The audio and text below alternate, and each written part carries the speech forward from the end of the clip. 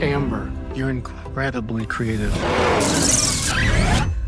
Here's the thing. Life is all about balancing the good and the bad. If you don't carry the good with you too, then it's just gonna make the bad stronger.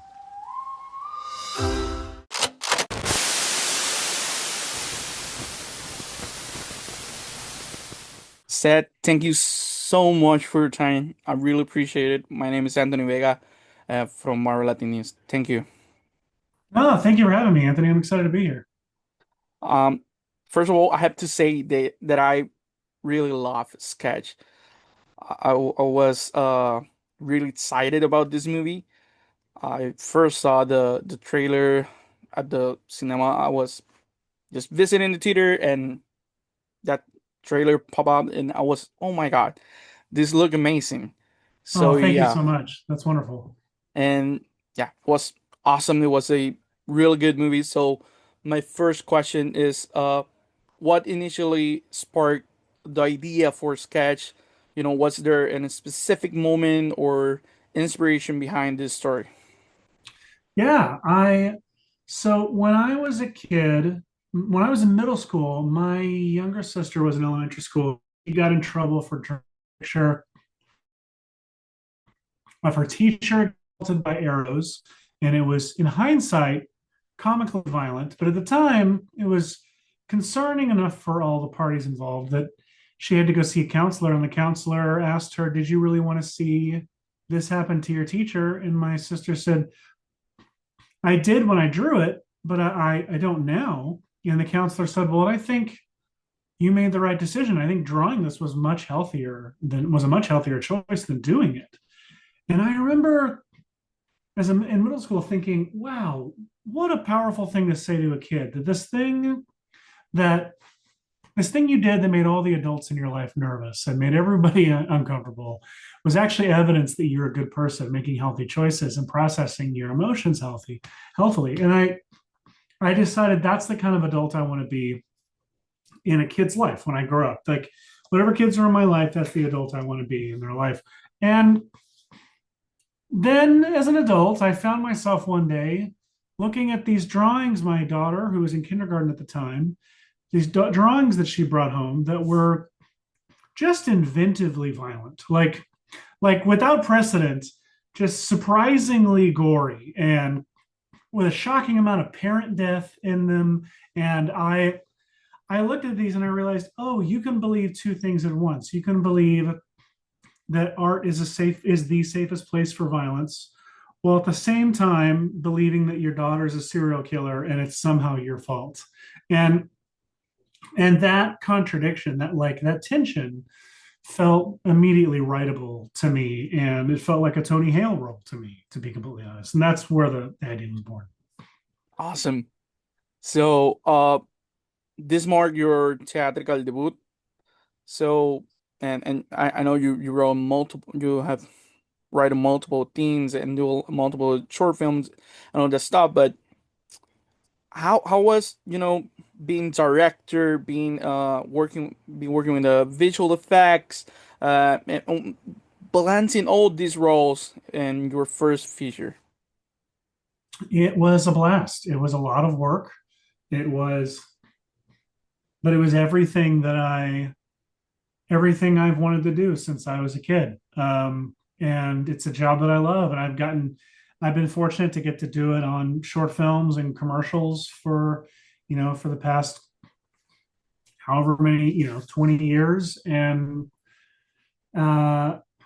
and now you're getting to finally do it in a feature length form with actors at the caliber of Tony and Darcy and these amazing kids, and with an incredible team of collaborators. It was a really wonderful experience. I like writing. Well, let me rephrase that. I hate writing, but I like everyone. I like having written, and I enjoy the process of discovering a story. And I but I it's thankless work, and it's lonely work. I love directing because it is all collaboration, and you are so much of your job is just hiring people who are smarter than you and listening to them when they have ideas and letting them, giving setting them up for success and letting them run with it. And there was so much of that in this movie. Speaking of your cast and all that, your cast is phenomenal. How was working with Tony Hale and how he became involved in this film?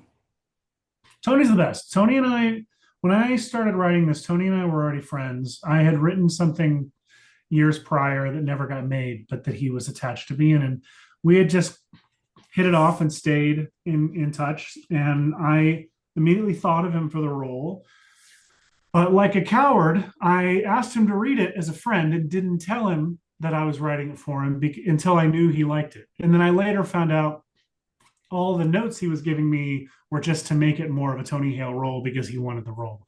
Um, Tony's a genius.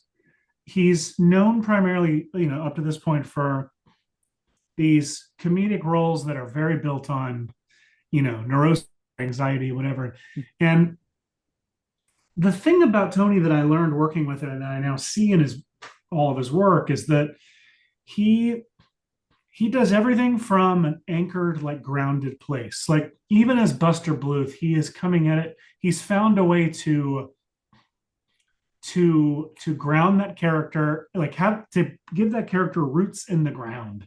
And he is almost I don't want to say unaware, but Tony's first concern is not comedy or laughs. His concern is the truth of the character and the honesty of the character. And when the writing kind of, is good, and I'm not saying my movie was, but in something like Arrested Development or Veep, when the writing's great, Tony knows that all he has to do is just anchor it as a believable human being doing believable things. And the comedy then just gets absolutely like cranked as high as it can go when he's coming from that authentic place. I guess what I'm getting at is he's the best, and everything he does is he's so devoted to authenticity, and it really, really you can see it in this movie because it's so grounded because of his performance. Yeah, that's true. That's true. So this film resonate with kids, with adults, and I know and those and the family. So, what message or feeling do you hope audience walk away with after watching Sketch? I hope they walk away with this irresistible feeling that they need to go see the movie again as many times as possible while it's in theaters. And no, I do hope that, but I also hope that they will uh, feel empowered to not to not run away from the scarier feelings and emotions that life gives us.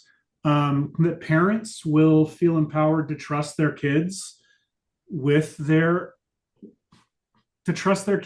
hard things like grief and sadness and anger, and that there will be like that they'll feel empowered to as parents create an open like environment in their home that is open to conversation about anything, and that it is a safe place because it's family, and because like these things don't have to consume us and own us. These things need to be processed together communally. And I also hope, I hope that kids feel empowered to express themselves through art when they leave the movie, because it's such a huge, message of the movie is that art is the safest place for our most complex, difficult emotions. It's one of the greatest ways to process those emotions. It's one of the greatest ways to share those emotions with others. And I just hope that people will walk away from the movie that way. Awesome. You mentioned the grief. So one of the most that things that impact me the most was specifically that topic, the grief of the family, and the way that each member process this in a different way and different matter. It was this a maybe a personal experience or maybe something specific that led you to explore this topic? Well, the death in the family aspect was not based on any personal experience. I have friends who have gone through deaths of close family members or partners. I personally am fortunate, you know, my wife is alive, thankfully, and my mom is alive. Both my parents are, thankfully. But what I what I'm very familiar with, and what I was channeling a lot in this film, is there's this it's a very lonely, it's very daunting to feel things like depression, sadness, or anxiety, or fear about life, or grief when you're a parent, because you also feel the weight and responsibility of representing. You are, depending on your child's age, at any given point, you are the world, their world. You are their connection to the outside world. You are maybe sometimes the only other human being they see all day. And you feel this pressure and this burden to this awareness that, like, whatever I emit right now is what they're going to experience. And if all I feel right now is despair,